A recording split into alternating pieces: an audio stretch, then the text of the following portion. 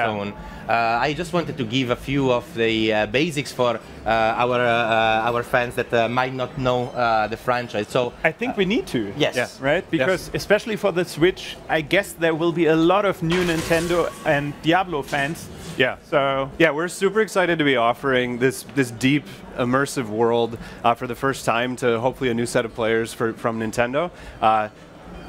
This game begins with a rich story.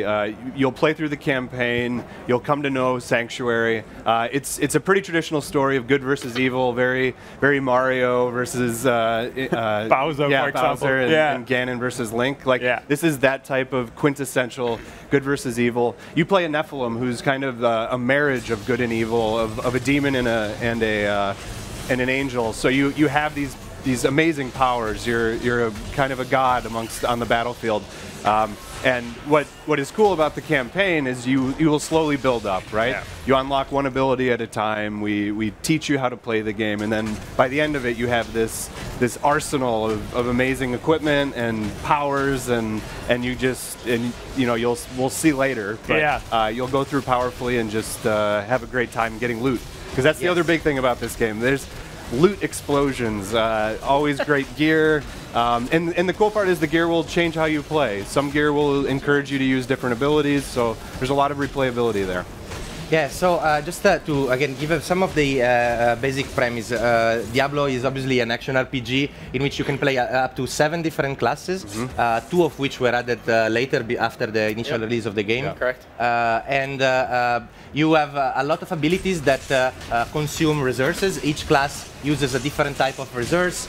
So you have ability to generate resources, like the one I'm doing now, which is a basic attack with A, and ability that instead consume that, which are usually more powerful and more flashy, like this giant meteorite that they made appear on the ground. The abilities that consume the resources tend to be the most powerful, so then you use something else to build it up. So it's kind of a natural progression of building up and waiting for that big moment when the big monsters in front of you, or there's a lot of them, and spending your energy. And we have to say that we are already high level right now. Yes, I mean I have a super decked out character at the moment, so I'm probably, for people that are familiar with Diablo, they're actually wondering what I'm doing in the initial area of the game with this character. Don't get for something nice. I just wanted to explain some of the basics. Actually, something that we can also maybe talk about is a little bit the fact that I am actually not playing the story mode right now. Right. So maybe you can tell us a bit of the difference. I'm playing now in adventure mode. What can you explain viewers what it is? Yeah, so adventure mode is a game mode that we actually introduced in Reaper of Souls. So it brings to the players, complete all those quests, you actually get a loot chest, right? A cache with some epic loot, right? So you have some unique legendary items in there that you can only get from bounties, and you also get crafting mats and stuff like that. Yeah. And then the Nephilim Rifts is really the end game of Diablo. So it's a time dungeon that you run through. Once you beat the time, there's a Nephilim Rift Guardian that spawns, which is a little bit harder than the other, demons that are in there. Once you slain that, there's a good loot explosion, like Pete said earlier. And that's where you get your levels. That's where you get your loot. And, the campaign's brilliant and it's exciting, but as Matt was saying, with endgame content, there needs to be a reason to show up every day, and play it, and show up every season and play the game, which we can talk about seasons. But the rifts and the adventure mode really are what that replayability is. And as Matt was saying, especially with the time rifts and this mobile platform, it's brilliant for that 15-minute train ride where you can power through, have a fun challenge, get in, get out, pick it up later. I mean, especially Diablo is the kind of game where you can level up your character from the game. I can roll, which is something that, of course, if you've only seen the PC version of the game, it's quite new as a feature. Yeah, so we added that with the console version of the game. It's a good way to maybe get yourself out of some trouble or roll into it, whatever you choose. And there's those of us who just like to roll through town, confusing the villagers, like me. Having fun. a bit like Link sometimes does actually in Zelda game, just rolling through an entire area. Yes. Cool. So what I wanted to showcase now, now, of course, you see there are a lot of enemies on screen. Fortunately, the character I have is a Crusader, so he's a bit of a tanky character. He's quite tough. and it can withstand a lot of hits. Fortunately, for the purpose of this demonstration that I'm doing. One thing that I wanted to talk about, of course, is the versatility of the Switch version, because this is not just simply Diablo on Switch, but it's really Diablo in 1,000 different ways. Right. Yeah. Absolutely. Yeah. So, as excited as we are about going directly into adventure mode and unlocking that ability if you're a returning player, I think the real fun here is that if you're on the go and your friend forgot their Switch, you can tear off the Joy-Cons, put up the kickstand, and both sit there and play together. And if you've got Nintendo's online services, you can even cloud load your buddy's characters and play there. He can keep his progress. So if you can imagine a configuration, as we'll display in this room, we've made sure to unlock it. So good. That's actually, I was really surprised the first time when I saw it happening. It's like just how you can just mix and match everything. Yeah. And why actually don't we showcase that? Sure. I think we can start joining. Matthew will join me on my console. So you see, we have another user. Choose your character, and there we go. Instantly, we are playing in 2 players multiplayer. And Matthew, you're a necromancer. Yep, so I'm a necromancer. So necromancer is one of the classes that I personally thematically love from the Diablo 2. To kill your minions. Yeah, I know, right? Sorry, from Diablo 2. Yeah, so skeleton mages I have right now. I have some my command skeletons ability. Yeah. Basically, if you see on screen, is followed by so many minions. Of course, a necromancer, a good necromancer, is always summoning up dead bodies to help him in battle. Of course. And do you look fancy, man? That looks so cool. I try. I mean, also, how your character looks, I think, is a pretty important part of this game. Like, there are amazing sets of armors that have been designed with a lot of care, if I can say so. Right. And it's really cool to make your character look like a proper badass. Yeah. Or Ganon, maybe. Maybe. Talk about that. Yeah, so one of our, as I was saying earlier on, we're huge fanboys. When the Switch came out, we were all playing it. We were all playing Zelda. And when this opportunity arose to bring Diablo over, we immediately were like, we have to do tie-ins. Nice. And Ganon is the big bad, right? So this is a game that celebrates other big bads with Diablo, the Lord of Terror, and the other greater evils. And we just said, all right, what would be the best character to be? It's got to be Ganon. So we actually give you essentially a set of gear that you can put on top of your gear for players that aren't familiar with the transmog system, so that no matter what your gear is, you can make it look like Ganon and run through the universe as Ganon. Yeah. And actually now we are around 20% of the Rift, and we are moving pretty fast because you can sometimes pick up orbs and other items that temporarily make you stronger.